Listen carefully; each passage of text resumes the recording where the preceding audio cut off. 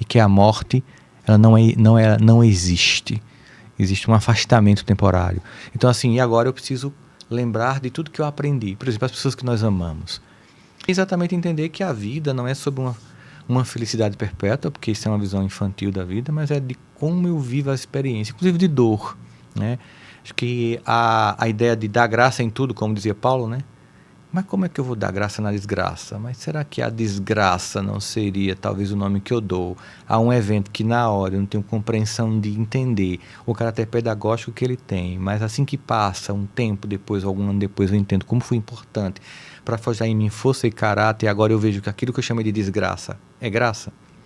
E aí ele está dizendo então, para mim, então por que não antecipar esse conceito? Quando estiver no meio do que se chama de desgraça, já perceba graça. Mas essa é a sua opinião? Que a gente deve, no meio da desgraça, perceber a graça? Chega um momento em que você vai ganhando tanta maturidade e tanta expertise de lidar com a vida que você consegue não é que você não vai sentir a dor do evento. Por exemplo, uma perda. Uma perda. Primeiro, é inevitável. Acontece comigo, acontece com você. Ninguém pode dizer que a qualquer momento pode acontecer uma tragédia que nos cerque, né? Mas ao mesmo tempo se eu ficar preso ao evento da tragédia, eu vou ficar na dor, eu vou ficar no desespero, vou ficar no luto que se torna patológico.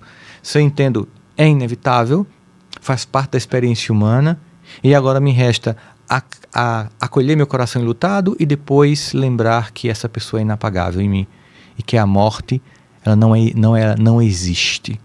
Existe um afastamento temporário. Então assim, e agora eu preciso lembrar de tudo que eu aprendi. Por exemplo, as pessoas que nós amamos, que já não estão mais aqui. Não sei se você tem uma avó que já foi, um avô. Muitas pessoas. Muitas pessoas. Essas pessoas, eu só basto fechar os olhos que eu sei o que elas diriam para mim numa situação que elas nem fizeram parte.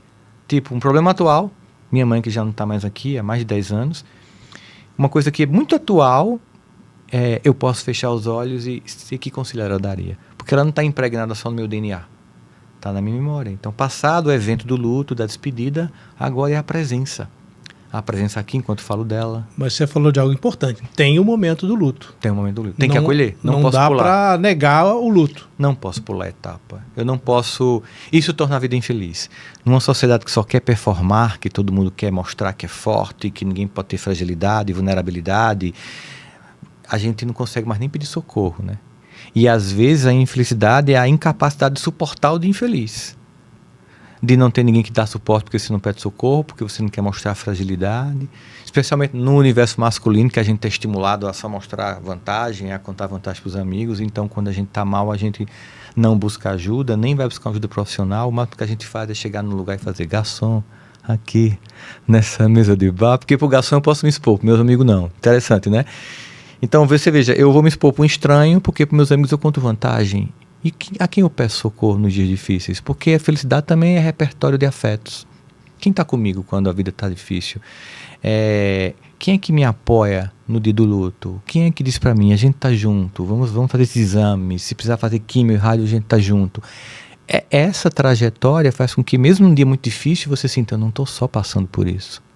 Isso também é uma forma de viver, de entender felicidade. Então, para entender melhor a felicidade, esse é o título de um dos seus livros mais recentes. Eu sempre entendi a felicidade como um sentimento que beira a eternidade, ou pelo menos dura um longo período de tempo. Uhum. E parecido com a felicidade, nós temos as alegrias, que duram pouco, são efêmeras. Uhum. É diferente disso, a sua visão? Se a gente fosse transcender esse conceito para um conceito de transcendência espiritual, das muitas religiões, seria como se em algum momento, num outro lado, ficássemos no estado de felicidade perpétuo. Tem quem acredita que seja assim, tem quem acredita que a gente continue no processo de crescimento constante e evolutivo, de aperfeiçoamento do ser e tal. No cristianismo é a ideia de estar ao lado de Deus. Ao lado de Deus, no paraíso. Pronto, agora acabou a dor e tal. Ok. Aqui a gente está falando da experiência humana. Na experiência humana, esse estado de permanência não existe, porque a natureza é impermanente, né? Se tem uma coisa que não muda, é que tudo muda. E agora, com tudo que a gente tem vivido de tecnologias que nos cercam, inclusive isso que certamente vai ser avassalador na humanidade, que é a experiência com as IAs, né? A gente percebe a velocidade das transformações. Então, o nível de impermanência aumentou. E isso aumentou o nível de infelicidade, porque nos pregam que felicidade é permanência de um estado. E ela não existe. Nós somos atacados por novidades todo o tempo. O tempo todo. A permanência é impossível. É impossível. Aí a ideia de que, não, você passa num concurso, aí você vai ter um emprego estável, vai ser feliz. E às vezes você está passou no concurso, trabalhando com um monte de gente tóxica e agora não tem alternativa porque você precisa abrir mão do concurso, porque é um salário garantido, ninguém vai te demitir, mas em compensação você vai ter um câncer por ver com um monte de gente que se odeia ali dentro. Pro resto da sua vida. Pro resto da sua vida. Olha que felicidade. Não, mas aí tem um momento, eu vou me aposentar. E aí você fica esperando, enquanto ali você vai adoecendo, e quando você se aposenta, o que sobra é o dinheiro que você ficou como garantia para cuidar de uma saúde que se destruiu por permanecer num lugar infeliz que te prometeram a felicidade da estabilidade. Como diz o Toquinho na música Testamento, por cima uma laje, de baixo a escuridão. Não tem pronto. nada, não. Né? Ele disse que você não vai levar nada. Não vai levar, não adianta, não adianta. Tanto tem uma música que a família Caymmi canta, que é: tudo que você tem não é seu, tudo que você guardar não lhe pertence, nunca lhe pertencerá, só é seu aquilo que você dá. E aí, como meu avô sempre me dizia, quem não vive para servir não serve para viver. Aí a gente começa a entender que a felicidade é algo que eu entrego. Eu entrego para você, como amigo, como marido, como esposa, como companheiro, como colega de credo, como, sabe, é aquilo que eu entrego na nossa convivência para o irmão, para a mãe, na nossa vida. E aí, e é uma entrega que eu não estou aqui na contabilidade, quando é que ele vai me devolver? Não, porque é muito, às vezes eu te dou uma coisa que é o outro que vai me entregar de volta. No momento que eu precisar, é como se eu estivesse plantando. E a colheita vem quando eu preciso. Eu estou plantando agora, mas eu não estou precisando fazer a salada. Mas quando eu precisar, a tomate está pronta. Então é essa entrega que a gente vai se dando, sabe? Então assim, quando eu penso na felicidade como algo que eu vou só sentir, eu vou casar me perguntando como, por exemplo, como é que Janine vai me fazer feliz? Sua mulher. E não como eu vou fazê-la feliz. É natural que quando a gente logo no início a gente casa, o desejo é a coisa mais imperiosa, a atração física, e depois você vai conhecer novas nuances daquela pessoa, a relação vai aprofundando e você vai se apaixonando por outras características da personalidade, por outras sutilezas que no auge do desejo você não estava pronto para ver. E aí quando você vai percebendo assim, e como é que eu posso fazer essa pessoa feliz?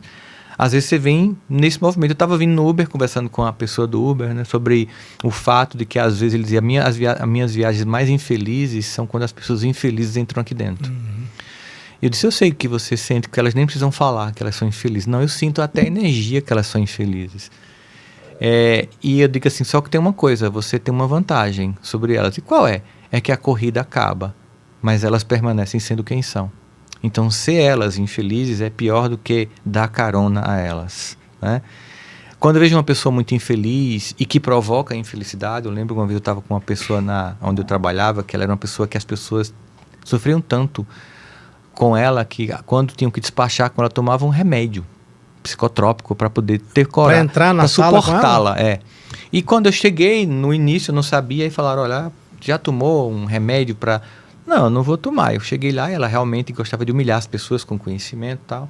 Chefe, né? Era, e eu falei assim, não chegava nem a ser chefe, era um colega de departamento, mas que ocupava um espaço de poder ali. E eu falei assim, você sabe que me pediram para tomar remédio para despachar com você, mas eu não vou tomar.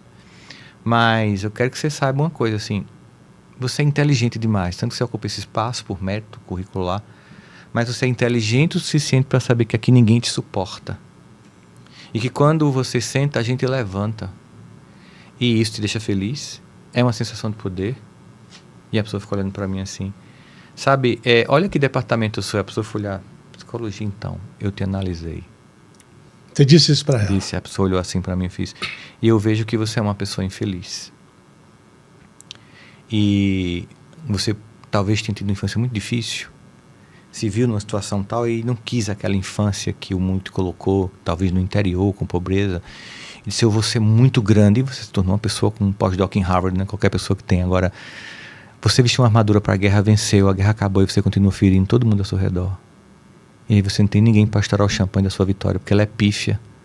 Porque ela é só externa, por dentro está derrotada. Mas você acabou com a pessoa. Cara, porque assim, ela acabou comigo antes. E o meu acabar era um acabar de despertar consciência. Com classe. Eu tenho um compromisso diário, Rodrigo, que é assim, como alguém que lida com comportamento humano, é como é que eu posso ajudar ainda mais as pessoas a aumentar o padrão de consciência delas.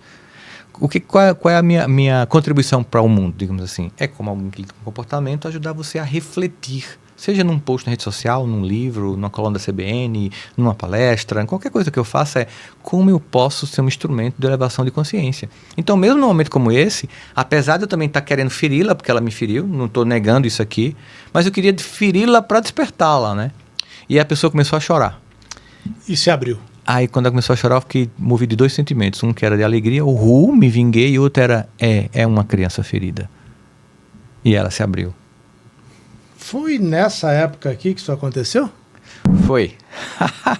Onde foi? Foi. Aí era eu trabalhando. Aí eu estava trabalhando. Mas você trabalhava digitando o quê? Então, eu fazia o curso de noite, porque assim, eu não tinha como fazer o curso de dia, porque eu tinha que trabalhar. Mas era trabalhar para comer, não era trabalhar para comprar minhas coisas, era para comer mesmo. E eu trabalhava aí a Câmara de Vereadores, eu era assessor da presidência da Câmara, eu estava aí digitando projeto de lei da cidade, assim, para ir para o... Tanto que tem a logozinha da Câmara de Vereadores na minha blusa aqui. Em que cidade era? Campina Grande. A sua cidade natal. É, exatamente. Então, e aí muitas vezes quando tem um intervalo, nessa mesma tela, nessa época, eu ainda estava terminando o curso, logo depois eu comecei o mestrado. Eu ficava fazendo, tinha um intervalo, fazia minha monografia, voltava, abria as telas do Windows, né? E fazendo as duas coisas ao mesmo tempo, e à noite ia estudar.